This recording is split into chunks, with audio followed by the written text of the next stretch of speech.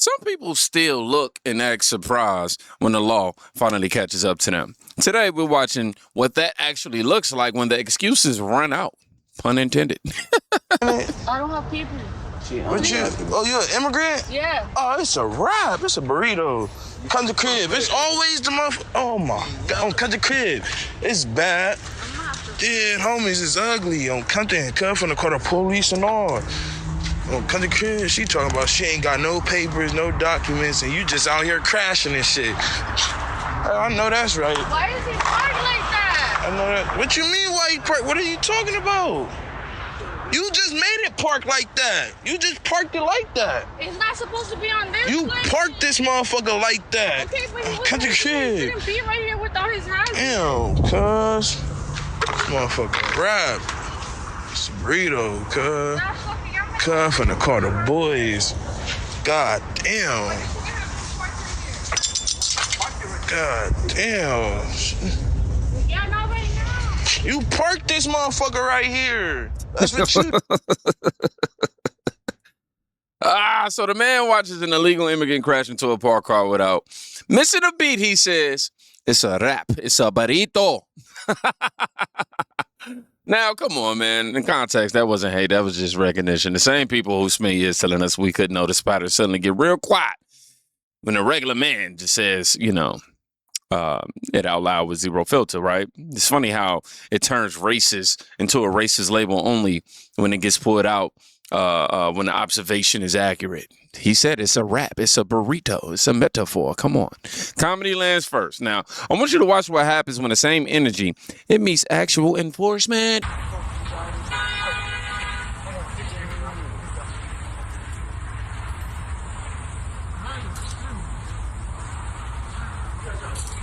We're seeing it, Dad.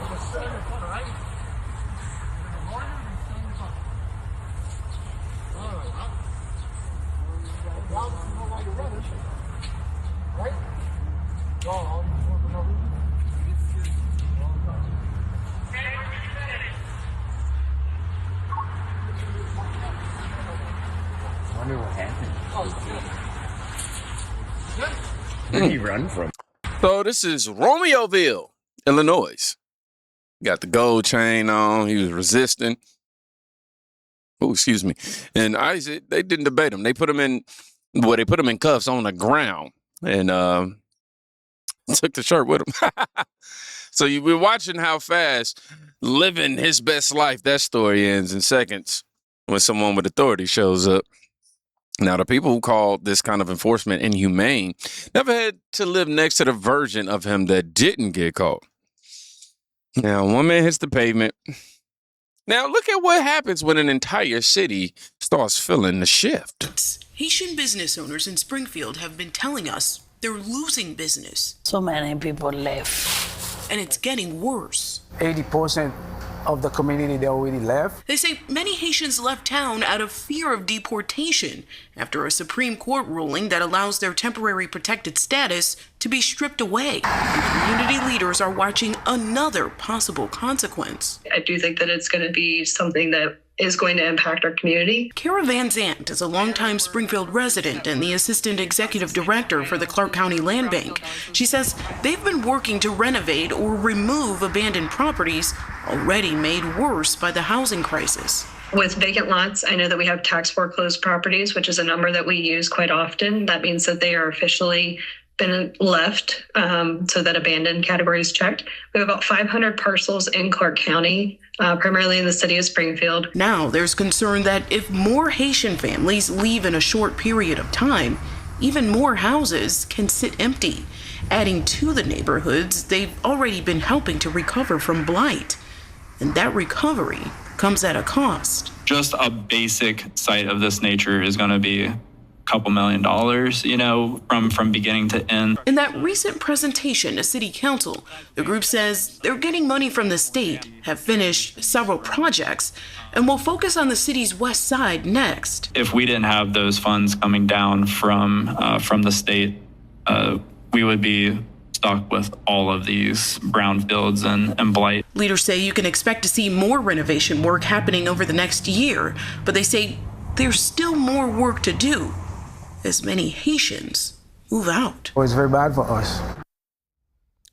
Sheena Ilse joins me now from Springfield, Ohio. And Sheena, great reporting. It sounds like Springfield's been wrestling with this for a while, though. This didn't happen overnight. Were Haitian immigrants originally seen as part of the solution to this vacancy problem? Well, the evidence certainly suggests that. After talking with some Haitian families, I found out many of them were living in rental houses that were once vacant before. And a lot of the Haitian business owners are also in strip malls that used to be abandoned or vacant before. But now that situation has definitely changed here. So now, walking through the streets of Springfield, how visible are the changes? And do we know where these Haitian families are going to?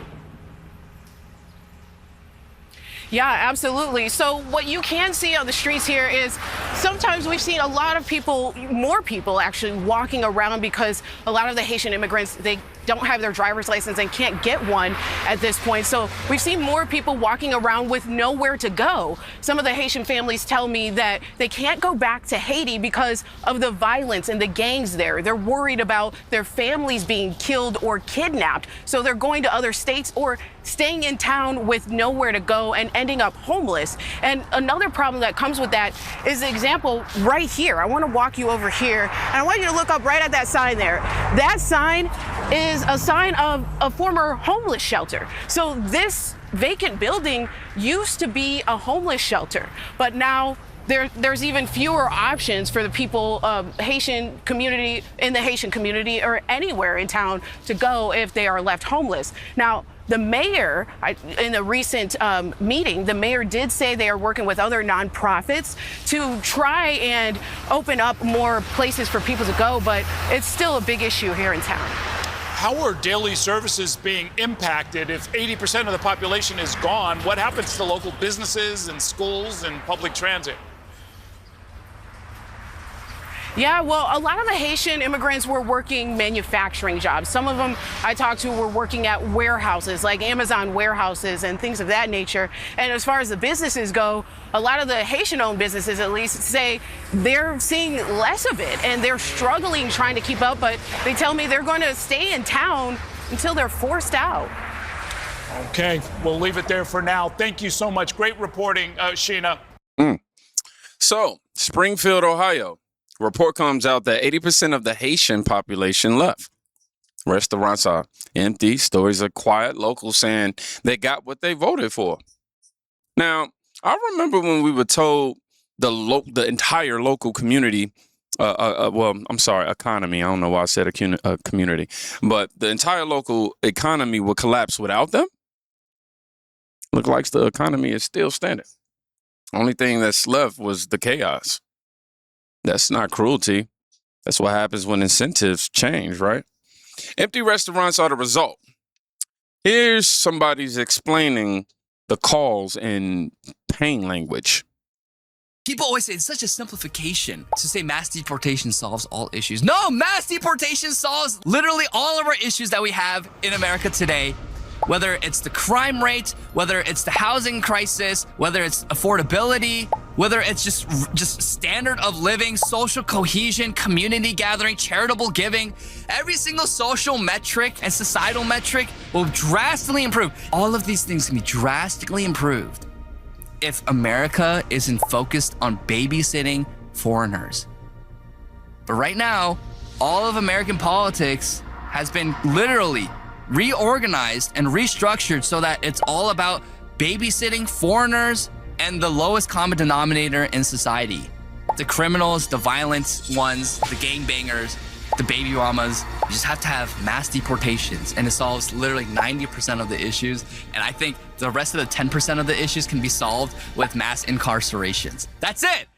One of the best and most true things that he said was that American politics has been completely restructured around just talks about foreigners. And that is so true. So according to this, about 25% or more of political discourse in America, meaning media coverage, campaign focus, is all about foreigners and catering to foreigners. You know, the American people get completely lost in this. And I think that is probably much, much higher than this. It certainly is for the Democrat Party. Now, of course, that this is going to say that it's lower, 25% of their platform is focused on foreigners. But this is AI, and it pulls from a lot of liberal media, so it's always going to completely lowball this. It's probably more like 80, 90% of their platform is about foreigners. The other 10% is about the LGBTQ community, and they couldn't care less about anyone else.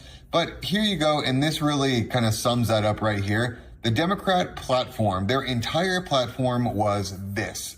Heavily features immigration as a core value issue. Pathways to citizenship, family reunification, expanding legal immigration, and a lot of illegal immigration, opposing strict enforcement or really any enforcement, and framing immigrants as economical and culturally strengths for America. It receives dedicated section and is tied to broader equity themes. So really, this is their entire platform. I mean, it's really 90 to 100% of their platform. And it shouldn't be that way. American politics should be about Americans and what they need. Now, this man lays it out plain. Mass deportation fixes crime, housing, affordability, and social trust in one move. He's not wrong. Every major problem politicians claim is too complex somehow gets simpler the second you stop importing the problem. The same voices that said enforcement was impossible are now watching the numbers prove them wrong in real time and still refuse to adjust. Now, external wins are one thing. Now I want you to watch what happens when an argument turns inward. Sure. Okay. I have 2 names. The problem is that one doesn't come back at all. Here, put your hands behind your back. Okay, you're not allowed to present a fake ID at an international airport. Woman is detained at an international airport after attempting to present a fake driver's license. She remains defiant, claiming it's her ID and asserting that it contains all her correct information. The officer stands firm, explaining that presenting fraudulent identification at an international airport is a serious issue. There's 2 names. Why? Because my grandmother, from I was 22. And how is it a fake ID if that's me? During the investigation, the woman claims she was told by someone at a Thai place that she could obtain an ID by providing her personal information and paying a fee. She insists that she was just following instructions to get her ID and did not realize the potential legal consequences. You're supposed to take a driver's license. I thought you just give them your driver's license and they change it over. That's not how I never knew that. No, How do you know this is not real? because y'all told me it wasn't real. Law enforcement confirms the ID is fraudulent as it was not issued by the state of Florida and the driver's license number does not exist. The woman maintains her confusion, still questioning why the document wouldn't be considered legitimate if it has her information. The investigation continues as officers process the situation. And then they're gonna bring me one. I got a question. The same thing. Is this a real driver's license? 10-year visa overstay, fake driver's license at the airport. She looks genuinely confused that the system finally noticed.